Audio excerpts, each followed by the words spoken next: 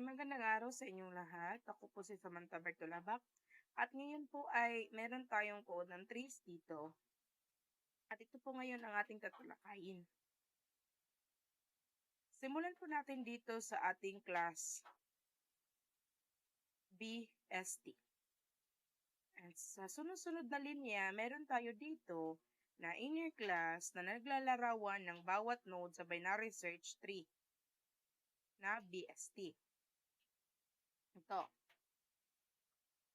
Sa susunod na linya, and meron din tayo dito, ito siya. Ito po yung ating constructor para sa node class public. Ito po, public node and data. Ito po ang tinatawag natin na constructor. Sa susunod na linya, itong node root, ito ang root ng BST natin. At ito na din sa sunod-sunod na linya, constructor para sa ating BST. Itinakda ang root sa null. BST class, root equals null. At ito naman ay method para sa pagtanggal ng isang k mula sa BST. Ito.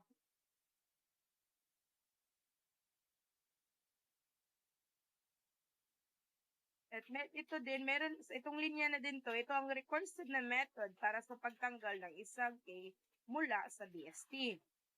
Ito. Itong linya na to.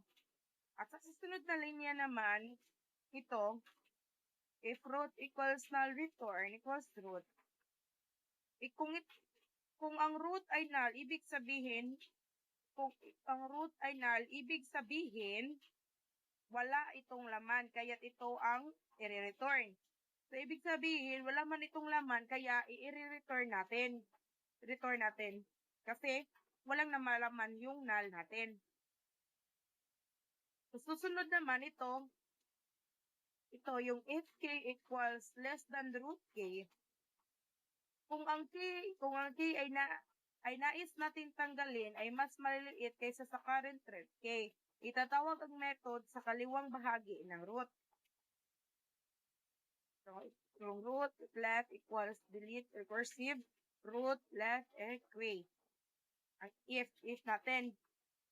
And then, sa susunod, kung ang k ay nais nating tanggalin ay mas malaki kaysa sa current root k, tinatawag ang method sa kanang bahagi ng root. Ito po. Ito pong linya.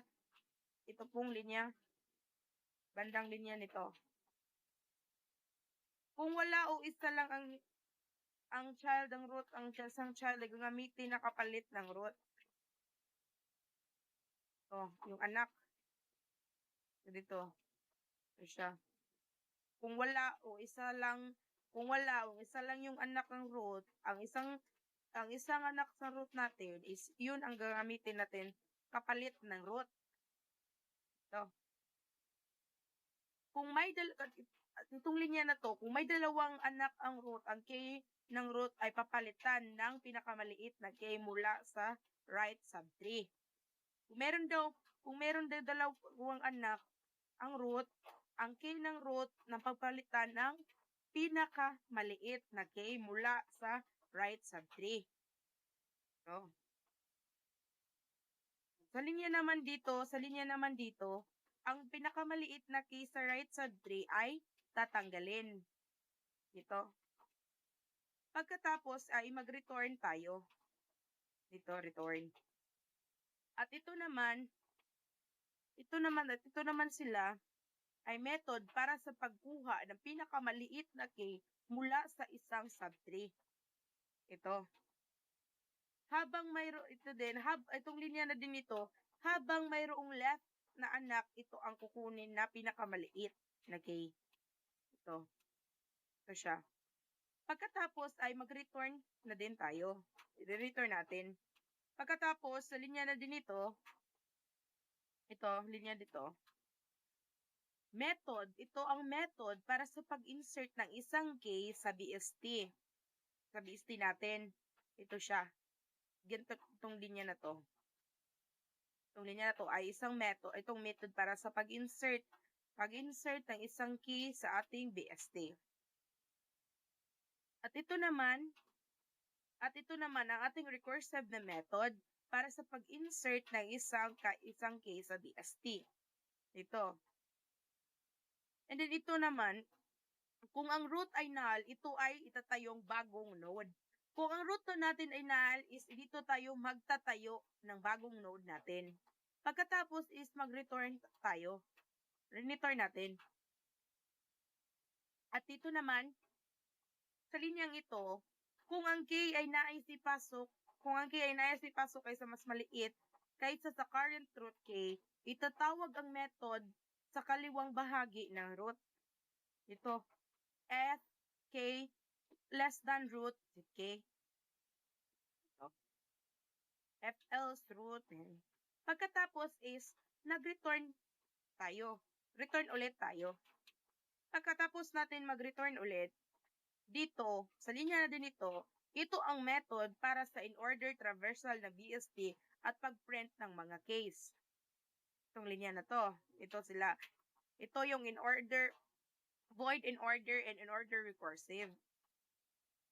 Pagkatapos, sa linya naman dito, yung itong void in-order recursive node, ito ang recursive method para sa in-order traversal ng BST natin.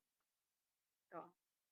Pagkatapos natin sa linya nito, pupunta na din tayo sa linyang ito.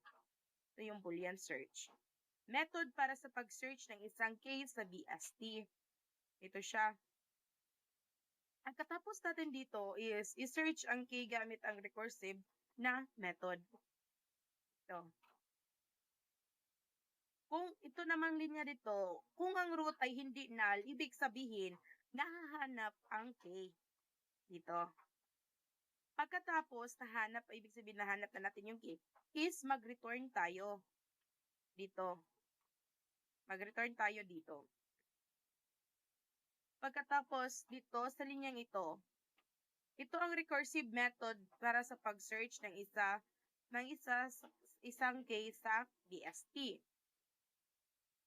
At ito naman, ito naman siya, node search, ating node search recursive, node road and k. Ito siya, yung ating node search recursive. Ito. Pagkatapos, dito sa linyang ito, if root, ito, null.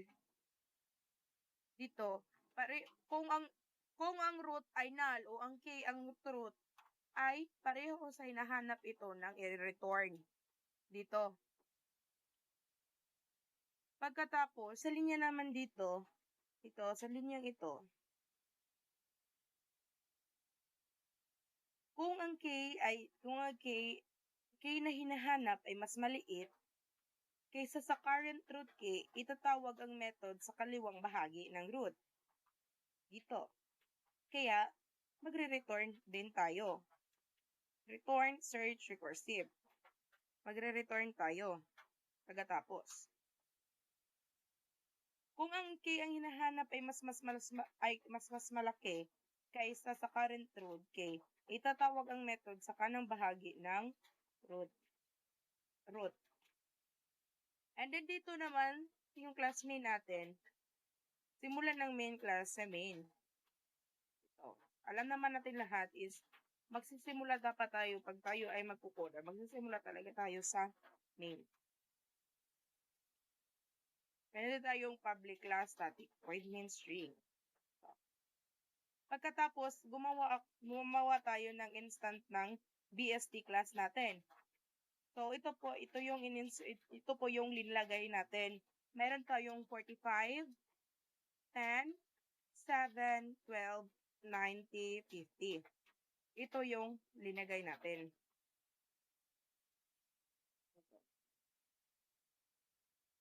Pagkatapos dito sa linyang ito, pagkatapos natin mag-insert ng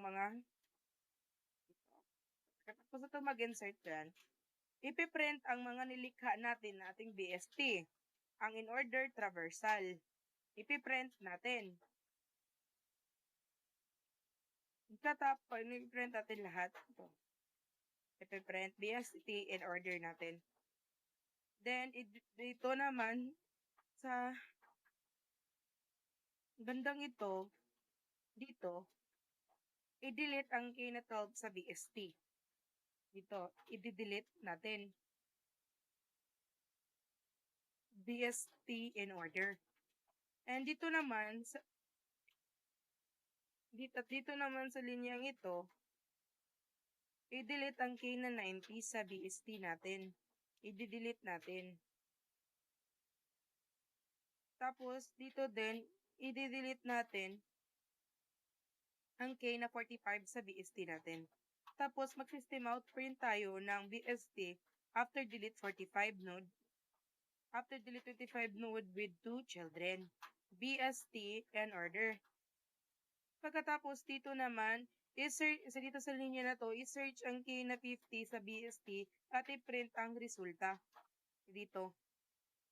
I-print natin ang resulta. Pagkatapos natin, i-search ang K na 50 sa BST.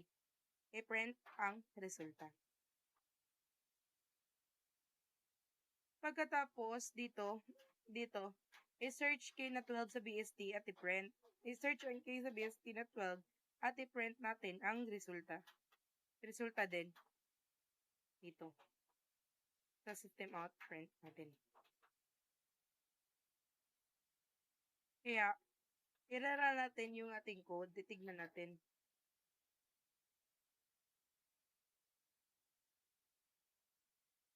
Hintayin muna natin. Ito.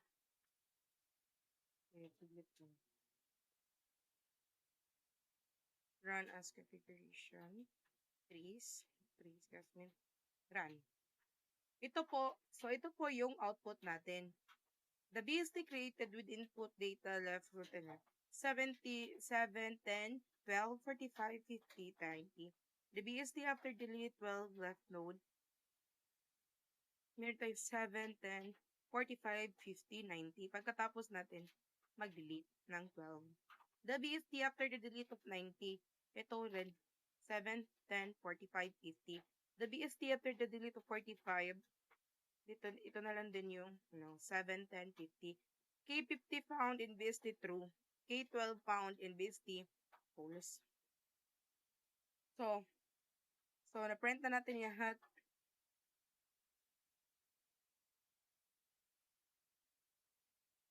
So, ang code na ito, para sa mas madaling paraan, yan ako pa sa mas madaling paraan. Yes, ang code na ito ay naglalaman ng implementation ng binary search 3 BST sa Java. Narito ang explanation po. BST class, ito ang pangunahing class na naglalarawan ng isang binary search tree. Mayroon itong inner class na node na nagsisilbing template para sa bawat node sa BST. Node naglalaman ng mga detalye tulad ng K, left child, and right child ng isang node. Ang root ng BST. Delete K and K method para sa pagtanggal ng isang K mula sa BST.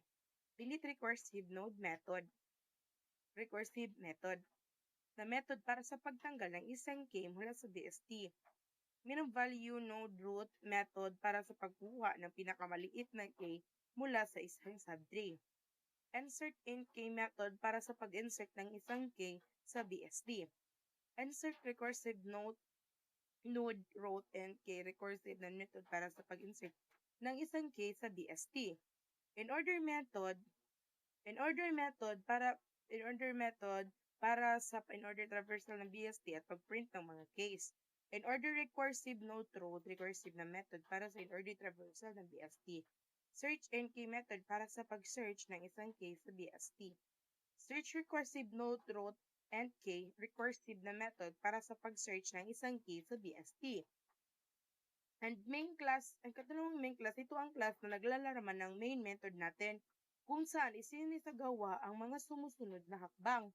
Gumawa ng instant ng BST class, i-insert ang mga keys sa BST. I-print ang nilikhang BST gamit ang in-order traversal. I-delete ang ilang mga keys sa BST at ipagpakita ang resulta. I-search ang ilang mga case sa BST at ipakita ang resulta. So, salamat po at yun lang po lahat. Thank you.